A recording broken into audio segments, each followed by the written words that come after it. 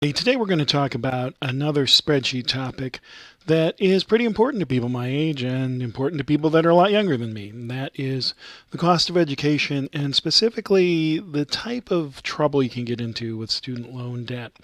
That is a big topic in the news today and politically, and the reason is that accumulating a lot of student loan debt can be a very negative thing for people. It can negatively influence their life outcomes, cause all sorts of problems for them. So I gathered a little bit of information here. Let's hope that I've still got it all. If I don't, I'm just going to be beside myself.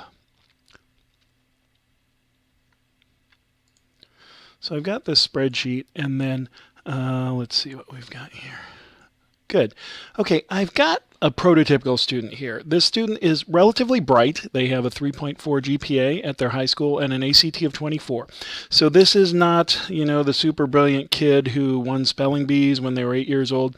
But this is a fairly bright person and somebody who is an excellent candidate to attend college and benefit from it and learn a great deal from it. And, they're bright. So, they're not going to be class valedictorian, but they are certainly not unintelligent by any measure. So this person is going to take a look at several schools, and I've chosen schools in Ohio for a few reasons. The main arbitrary reason is that these are schools that I personally have attended and taken classes at. So they weren't all undergrad classes, and they weren't all anything to do with a degree. For instance, I went to this community college here in Ohio because I wanted to take a class in Arabic. But anyway, that's the selection criteria. There's no real science to it beyond that. And even more embarrassing than these four schools, there's actually 3 other schools in the country that I also attended at various times in my life. So I never claimed to be really great at getting a degree or getting through college efficiently. So we've got these things for comparison. Now, the other thing is we're going to talk about a student that doesn't have very many financial resources, and so they have to take loans. When we're talking about loans, what we're going to talk about are Stafford loans, which are basically loans that are given to the student in the student's name by the federal government, and they have a loan rate of 3.86%. This is paid off over 10 years. Now, there's another loan called the PLUS loan, P-L-U-S. Actually, it's all capitalized probably because it's an acronym of some sort. The PLUS loan is given to a student's parents, and the interest rate is higher. It's not in the student's name, and so there are limits to how many of these loans you can take out. So for instance, here in the first year of college, a student with parents that are eligible for a PLUS loan, students with a parent that can get this loan, and this loan does require a person to be relatively creditworthy. They can only borrow $5,500, and they can't borrow more than $3,500 of this subsidized. So what does subsidized and unsubsidized mean? The minute you start taking out these loans, they start accruing interest. And the unsubsidized loan, the borrower is responsible for that interest. With the subsidized loan, the federal government transfers money from one pocket to another, and you basically don't accumulate interest while you're continually in school. So subsidized loans for the borrower are better than unsubsidized loans. Now, if the student is independent, and there are several criteria here, like for instance, if the student's responsible for financial support for a child, or they're married, or they're a veteran, or any number of other things, if they're a certain age, I believe they can be independent. You can check your college and determine if you're independent. If so, you can borrow a lot more money. And so again, the limits on subsidized loans stay the same, but you can borrow a lot more in subsidized Stafford loans, which are much better than the PLUS loans that your parents can take out. The other thing is your parents can't be forced to take out this loan. So if you're a student who needs to borrow money to go to school and your parents say, no, we're not signing for any loans, then you cannot get this PLUS loan money. And so the PLUS loan, although the interest rate is higher, is infinitely better than private student loans from a private borrower. You get a lot of protections with these federal loans. You get opportunities to defer payments. You get opportunities to go on income-based repayments so that your student loan payments don't gobble up too much of your money and make it impossible for you to live. Private lenders don't care about any of that. I'm not even going to cover private student loans. I guess, if you're accepted to Yale and you have to take out private student loans and sell a kidney to go, that's a decision you're just going to have to make for yourself. For most students, and especially our student here who is a 3.4 GPA and 24 ACT guy, there is almost no instance I can think of where it would justify taking out private student loans. So this discussion is going to focus only on federal student loans. The Stafford loans go to the student and have a lower interest rate. The PLUS loan is borrowed by the parent and has a higher interest rate. So let's start off with something here. So we've got a student who is going to borrow money. Okay, so we've got the cheapest option here, Owens Community College. I'm going to go ahead and copy these. I'm just going to go ahead and copy all of this here. Okay, so there we go. And that's all the columns here. All right, so Owens Community College is tuition and fees $3,900. So let's say, just for the sake of argument, that this person has a support system at home that allows them to live at home in a manner that allows them to finish college. That's not always the case for folks, but I'm just going to start with the least expensive option of the schools we're looking at, and that would be to attend a community college for 2 years, for 2 years only, because typically community college classes end after the second year. Some community colleges offer bachelor's degrees. You'll have to check and see if there's something in your program of study, but typically a community college equates to roughly your first 2 years of school. So in year one, we're going to borrow $3,909. Unfortunately, we do have to buy books, and books are very expensive. Other expenses here, I'm going to go ahead and throw this thing in here. And the reason is when they talk about other expenses, they're talking about things like transportation. So we're going to go there. Now, the other thing here is the room and board for a community college is a little bit deceptive. Most community colleges in Ohio do not have dormitories, so when they say room and board, when they're quoting you a room and board figure, and this is coming off of the college's net price calculator, they're just doing a wild guess of what it would take for you to rent an apartment with a roommate or something like that. So this room and board figure is not reliable. All right, so total cost. How much is it going to cost in year one for this poor person? All right, they are having to incur $7,700 in cost. Zero in scholarship if you're attending Owens Community College with these numbers. Maybe there are other scholarships that weren't taken into account in the net price calculator, so it's not necessarily true that there are no scholarships available, but generally speaking, that's going to be the exception, not the rule. And then total financial aid, because the cost of attendance is low, I think is what's happening here is the Pell Grant's just not kicking in. We're just sort of presuming that the parental income's about $55,000 because we've been using that for adults that are in their 50s in a lot of our other financial examples. All right, so what happens after 2 years? This person accumulates $19,906. Not going to get too into the weeds of how much of this would have been subsidized and how much wasn't. I'm going to simplify this calculation because it's just for illustration purposes. But what this student did was they lived at home for 2 years, and then no, that's completely wrong. So we just copy year one for year two. All right, and then it's just these two things here. All right, there we go. $15,466. This person lived at home. Their driving to and from school was accounted for in other expenses. They are eating their mom's peanut butter and jelly, and they're sleeping in their childhood bed. And we're just presuming, according to this model, that their parents are charging them no money for this. All right, so this person ends up with $15,466, and let's just say they have to borrow all of it, every penny of it, somehow. They've got to borrow it. All right, so $15,466. Well, they can't go to Owens Community College for year 3 and 4, and we're going to presume that this person wants a bachelor's degree. So let's pick the next lowest cost 4-year school here, which is the University of Toledo. So I'm going to select this line now. Now, these scholarships are for freshmen mostly. So, the grant aid here includes a Pell Grant and scholarship. I'm going to leave it there. I'm going to leave it there for several reasons. One is that University of Toledo is very creative about finding scholarships for people. There are transfer scholarships available, and maybe they would need to get an internship or something like that. University of Toledo has a lot of internships. I just know this. I actually work there.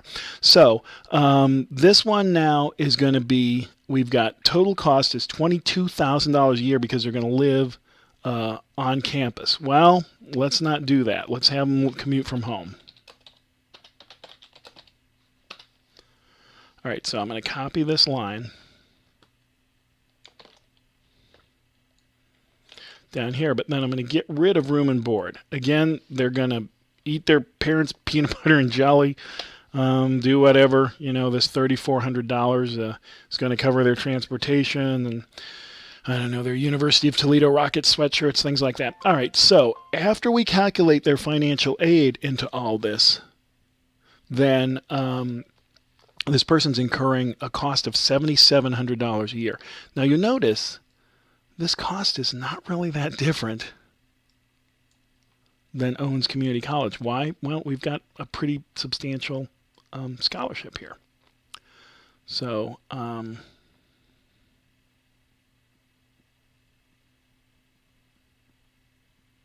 right, so here we go. Books are a little cheaper here. This is a little bit more, $4,000 more here, but then you're getting a $4,000 scholarship. So, all right, now let's add this guy up. He goes there, and then it's $15,542, so just barely more expensive than the community college. So after 4 years,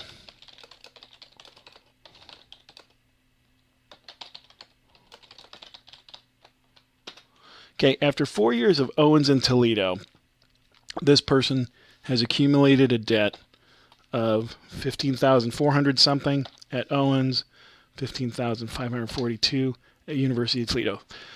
$31,000 of debt. Now, I'm going to say this. If your only possibility of graduating from school is to take on debt, this is the cost of a new car. I mean, it's not ideal. I'm not saying people should aspire to start life with $31,000 worth of debt. But the difference between getting a bachelor's degree and not getting a bachelor's degree is so monumental right now. The earnings alone will more than make up for the payments that you have to make on this. But the other thing is the unemployment rate for people who don't have a 4-year degree or some type of college degree, monumentally higher than for people who merely have a high school diploma.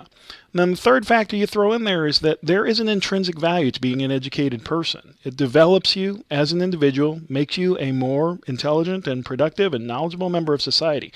I'm not casting aspersions on people who didn't go to college. I know people who didn't go to college and make a whole heck of a lot more money than I do. They're smarter than I am. It's not a value judgment, but just by and large, most people of this generation, of people who are graduating high school in this day and age, are going to be far better served to get a degree than not to. All right, so let's keep this simple. We're going to say that they were able to cover all this stuff with Stafford. It's not entirely true. They're going to have to do it with a mix of Stafford and PLUS loan.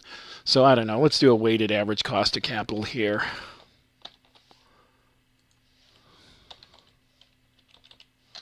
Whoops, 8.4. That's not correct. Okay, we'll say that the composite interest rate here, because they couldn't borrow enough, their parents had to take out some PLUS loans, so we're just going to say the student is going to be a good guy and pay off their parents' loans. Okay, 5.135%.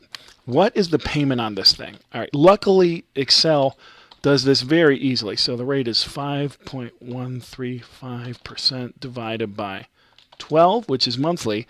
Number of periods, these loans are paid off over 10 years. So there's going to be 120 payments. And then the present value is $31,000. Close up the parentheses, boom.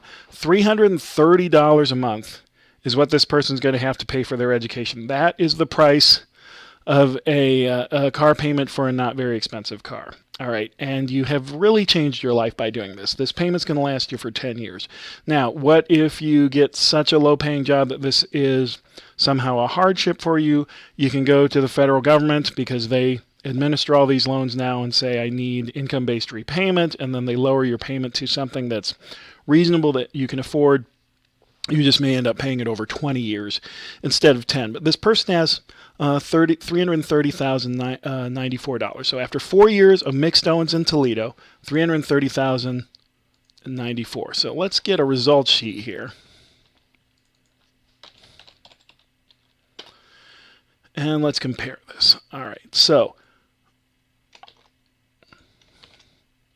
whoops.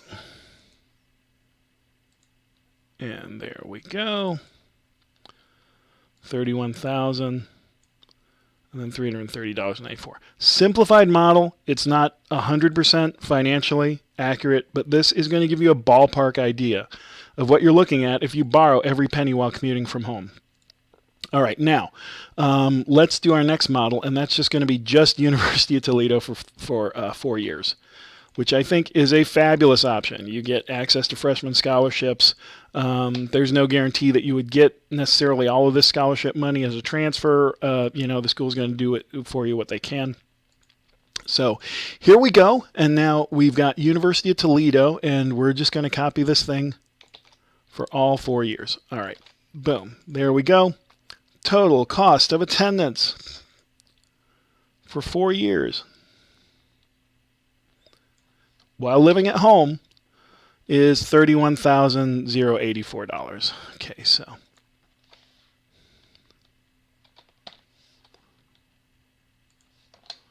all right, and that results in a payment of $331.75.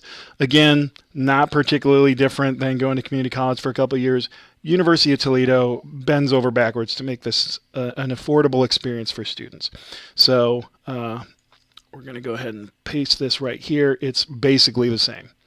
All right, so 31. Oh, wow, interesting. It changed my format. I don't like it when it does that. All right, so University of Toledo, basically the same amount of total debt. It's like $80 different. And $331 payment. It's not even $1 difference in payment. So, I love the University of Toledo. I think people should look at it. It is a magnificent school. It is wonderful. It's inclusive. They truly have a mission to try and make education affordable for people. That's enough of the advertisement for now. So that presumed that this person, though, didn't live on campus. Living on campus carries a ton of benefits. Some people just can't afford it. God bless you. I never lived on a college campus. Not once did I ever spend a night in the dorms. There are so many advantages to it. I strongly recommend it to anybody who's considering going to college. So let's say, for instance, we've got a person whose home life just is not conducive to them devoting themselves to their studies and graduating from school. For whatever reason, this person wants to live on campus. Okay, their debt just really shot up here. Okay, $70,000 worth of debt, $747 payment. All right, that is starting to get painful. Right, so living on campus, big fat hairy deal. Now, should you avoid it? Well, if that's the only way you can get through school, I think you should look at it. $700 debt is not optimal, but you're still probably, with a bachelor's degree, going to make even more than this per month in addition to what you would have made if you had just gone to high school. Your unemployment rate will be lower. You'll be a more educated person. This is so completely not ideal, but it's something people should think about. $70,000, and this means that they borrowed every penny. Now, I teach in the business school right next to the engineering school. The number of internships that students are eligible for is truly amazing. As a person who has been away from academics for a long time, this just stunned me. Our students in the business school and the students over the engineering school, they're getting internships that pay anywhere between $16 and $28 an hour are the numbers that I hear. These internships sometimes have sign-on bonuses. For accounting majors, I've heard of signing bonuses. They have relocation bonuses if the internship is out of town. Just, again, truly amazing. So by going to this school for 4 years, even if you're living in the dorms, you can defray some of this cost. But again, we're trying to keep the model simple. We're just presuming that you borrow everything here. Next, though, let's go to another school that I attended. that is more expensive. Kent State University, great school. Probably half of the people in my family have graduated from this school, and the other half graduated from the crosstown rival University of Akron. Both perfectly wonderful schools. All right, so, but it's more expensive. It's more expensive than Toledo. In fact, almost everything about it's more expensive. So, when we calculate all of this, the grant aid and the scholarships are not, I don't know, the scholarships are probably pretty good there. Okay, so, but $81,228. So the cost of, whoops.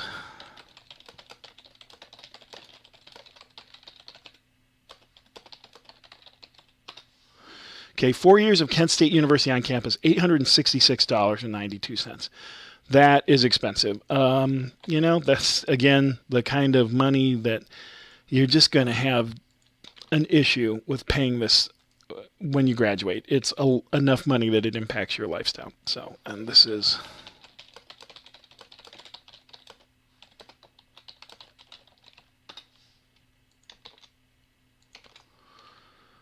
after 4 years in Toledo, off campus. Okay, and then Kent State, just for the sake of comparison, let's say that you live close enough that you can commute, you're a commuter, and the debt goes down considerably. Cost of living on a campus is crazy expensive. I don't know why. Sometimes these rooms are really small and they really pack people into them, but they still charge a lot of money. So, but still, you can see, I mean, Toledo, $331 a month, Kent State, $425 a month. So, you just got to decide whether Kent State is worth paying an extra $100 a month for 10 years. Personally, I have attended both schools. I'm very familiar with both schools. I don't see what would be better about Kent that would make it, worth another $100 a month, unless you just happen to live there and you can live with your parents still. Also, Kent is a little bit closer to two metropolitan areas. It's closer to the Akron-Canton statistical metropolitan area and to Cleveland. And so there may be an opportunity for more internships. Toledo has Metropolitan Toledo, but again, these days, people come on campus and they recruit from all over. We send people to internships in Columbus over the summer. I'm sure Kent State does too.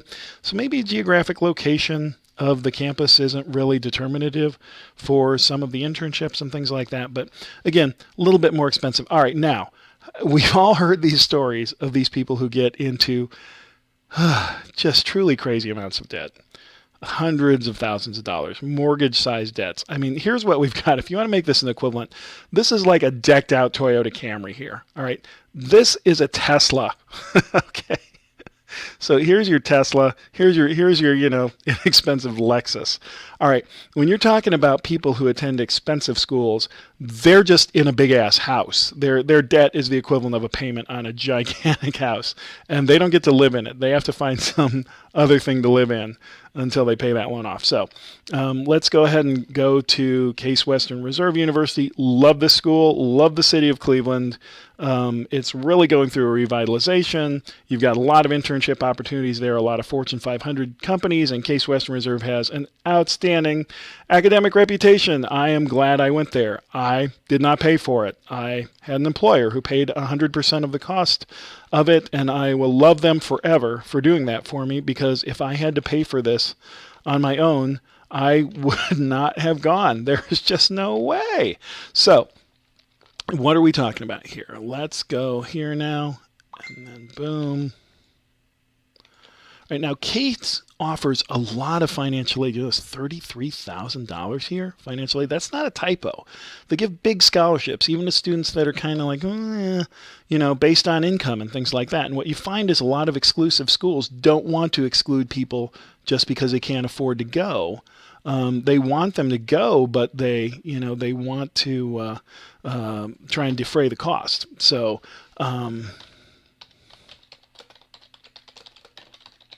and living on campus at Case, probably not the worst idea ever. $114,000. Okay, that's a starter home. All right.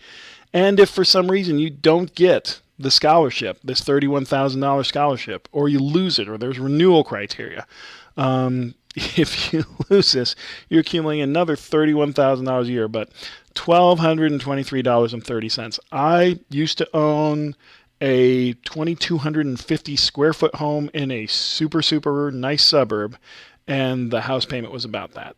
So, this is a thing, right? So, you got to decide, is this school going to get you opportunities that are just not available to you if you attend a different school? Maybe. I mean, it's got a great academic reputation. The thing is that I've seen people from Kent State and Akron go on to phenomenal graduate schools. I graduated from Kent and went to graduate school at Case. So, a lot of what determines your life after graduation does have something to do with the name of the school. But it also has to do with how you did in the school and what you did in the school. So there have been numerous studies on this, that your choice of major is probably a bigger determinant of your salary after graduation than the school that you got the degree from. If you look at average salary of Harvard graduates 10 years after graduation, it is not $1 million a year. In fact, it's not even $100,000 a year for the baccalaureate holders. It's like $85,000 a year, which is what IT and accounting majors from Toledo and Kent are making 10 years after graduation. Probably, that might even be on the low side of what, an engineer or, so a marketing major or whatever, people with majors that translate into jobs and money can really, over the course of their lives, make more money than they would make at Harvard. And so if it's true for Harvard, it's probably even more true for Case. So, love the school. $1,200 a month, though. Good Lord. I cannot imagine. So the other thing you can do is you can do this mixed model of going to a couple of years of community college. If you're just determined to go to Case Western Reserve and that you just have to have a degree that says Case Western Reserve University, you can take 2 years at a community college. Case will accept you as a transfer if you have good grades, because what happens at Case, and it happens at Kent, and it happens at Toledo, and it happens at a lot of schools, maybe not at the top 10 schools in the country. What happens is you get kids who start off at Case and then they don't finish. They do their freshman year, or they get through their freshman sophomore year, and they flunk out, or they lose interest, or they transfer to a better or worse school. And so what happens now is Case has slots for juniors, and so they'll accept a transfer from a community college. So food for thought. Here you go. I mean, if you have to borrow every penny of it, by all means, if that's your only way to get a degree, I cannot stress enough that that is not a mistake. But it doesn't mean you have to get this degree from this school. You can get this degree from this school, right? And even this degree from this school. So, or this degree from this school. So you have options. Community colleges are there as a very affordable way to jumpstart and get those first couple of years of school. Make sure that the opportunities that you get by going to a much more expensive school are worth the much bigger student loan debt. I mean, this is like $500 a month. Most people could probably think of something to do with $500 a month. Are there jobs you get going to Case that you don't get going to Toledo? Maybe. There are probably some. Was that a job you personally were going to get? That's a question you're going to have to answer for yourself. So if the job you're going to get at graduation you would have gotten with a degree from Toledo, then it's worth considering maybe not going to a school that's this expensive if you're having to foot it all, and especially if you're having to borrow student loan money to do it. So best of luck to everybody. Affording school is a big, bad, hairy task, and I wish everybody luck on it. Be judicious about it. The schools really don't probably do a great job of educating students on the ramifications of accumulating all of this debt. The schools are in the business of collecting tuition dollars and exchanging those tuition dollars for their product, which is an education that typically leads to a degree. So the more money you spend, the more the school is doing in terms of their business model. So yeah, these are nonprofits, but they're in business. They want revenue. They don't want to get smaller. They want to get bigger. Their presidents want to get big bonuses and giant salaries, and they're not bad people, but their incentives may not be perfectly aligned with yours. And your incentive should be to go to a school that gets you where you want to go in life. And especially if You're getting a degree that really, like, if you're an education major and you're going to go teach at Columbus Public Schools, if you can get that job with a University of Toledo degree or a Case Western Reserve degree, they're not going to pay you more because you got the Case degree. Might give you a slight preference in hiring, but probably could be easily offset by graduating Toledo with a higher GPA. So good luck, everybody. Hope this was informative, and we'll talk to you next time.